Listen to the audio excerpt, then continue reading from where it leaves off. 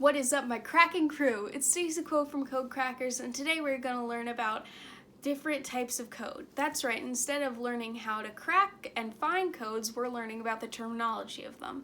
Sure, it's not the most practical thing in the world, but I find it interesting nonetheless. So let's get started with different types of code. The first one is steganography, which is derived from the word steganos in Greek, which means covered, and graphy, which means denoting to. It is essentially the practice of taking one image and putting it in a different image or object, such as putting a phrase in an image or video file.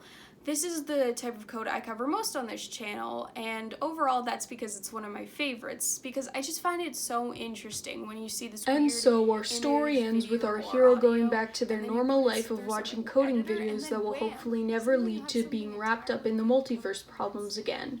If it does, they'll certainly have to explore the trauma that they've definitely incurred through these experiences that only come up later in life, as if the fates had run out of ideas for them. Allie Ann returns to their peaceful life on planet where they become a renowned scholar due to their immense amount of suspiciously convenient knowledge, lending it to different kinds of people that remind Allie so dearly of our hero. Trey G. Duth miraculously came back to life after the multiverse was destroyed.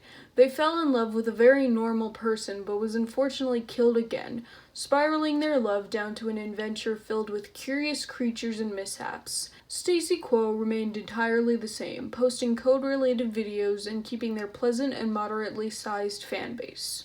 Mento was unfortunately a permanent casualty in the collapse of the multiverse. Their wisdom and experience was passed on to many, and they're all grateful for it. They set together to construct a memorial in their honor. However, there was no communication, and dozens of them ended up springing up.